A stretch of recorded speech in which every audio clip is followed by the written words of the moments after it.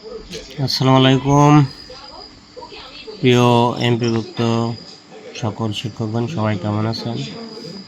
তো আজকে আসলে আমি আলোচনা করব এমপিভুক্ত শিক্ষকদের যখন এমপিও ফাইলের আবেদন করতে হয় তখন ফিল্ড আপ কারেকশন ফর্মটি যেভাবে পূরণ করতে হয় সেটা এই ভিডিওতে দেখিয়ে দিব।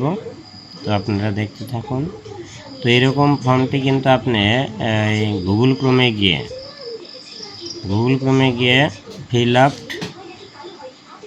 ফর্ম পিডিএফ ডাউনলোড করে নিতে পারবেন ওয়েবসাইটে ঢুকে। এরপরে এটা প্রিন্ট দিয়ে এভাবে আপনাকে পূরণ করতে হবে। দেখেন, প্রথমে একটা ছবি, সত্যায়িত ছবি আর ইন্ডেক্স নাম্বার। যারা একদম ফ্রেশ প্রথম এমপির জন্য আবেদন করবেন তাদেরকে এখানে ইন্ডেক্স নাম্বার দেওয়ার দরকার নেই। এরপরে নাম ইংরেজিতে একদম বড় হাতের অক্ষরে, এরপরে বাংলা স্পষ্ট অক্ষরে নাম লিখতে হবে। পিতার নাম, স্থায়ী ঠিকানা, বর্তমান ঠিকানা। এরপরে আপনি পুরুষ হলে পুরুষের ঘরে টিক দিবেন, মহিলা হলে মহিলার ঘরে টিক দিবেন। এরপরে শিক্ষা প্রতিষ্ঠানের কোড নাম্বার, শিক্ষা প্রতিষ্ঠানের নাম আর ওই শিক্ষা প্রতিষ্ঠানের ঠিকানা। এরপরে আপনার বর্তমান পদবি কোড ও বিষয়। এরপরে ব্যাংকের নাম দিবেন এখানে, আর ব্যাংকের শাখা কোথায়, ব্যাংকের অ্যাকাউন্ট নাম্বার। এরপরে জন্ম তারিখ, বর্তমান শিক্ষা প্রতিষ্ঠানে যোগদান, যেদিন আপনি ওই প্রতিষ্ঠানে যোগদান করবেন সেই তারিখ এখানে দিতে হবে।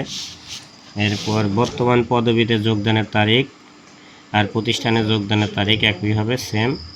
আর প্রস্তাবিত বেতন কোড হচ্ছে, প্রথম যখন হাই স্কুলে যারা যোগদান করেন তাদের গ্রেড হচ্ছে 11 আর স্কেল হচ্ছে 12,500। আর মাসিক ভাতা ও বেতন সব কিছু সহ আসলে তিনি 14,000 টাকা পাবেন।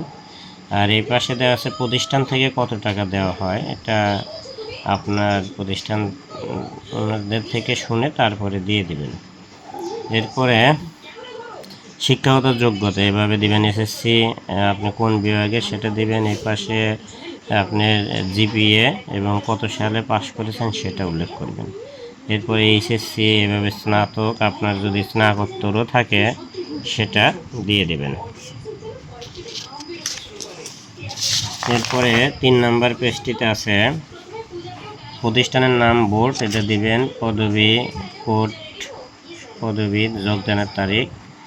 আর এখানে যখন আপনি ফ্রেশ আবেদন করবেন তো এখানে কিছু দেওয়ার দরকার নেই, প্রযোজ্য নয়। সর্বমোট চাকরির মেয়াদ এগুলো কোনো কিছু দিতে হবে না।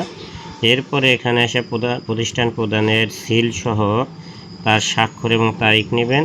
আর এই পাশে হচ্ছে শিক্ষকের স্বাক্ষর, আর ম্যানেজিং কমিটি থাকলে সেই স্বাক্ষর নেবেন, না হলে জেলা শিক্ষা অফিসারের স্বাক্ষর নিলেও এখানে হয়ে যাবে। তো আজকে এই পর্যন্তই। সবাই ভালো থাকবেন, সুস্থ থাকবেন ইনশাল্লাহ। আমি এরপরে বিএডের এই কারেকশন ফর্মটি কীভাবে পূরণ করতে হয় সেটা পরে ভিডিওতে দিব। সবাই ভালো থাকবেন।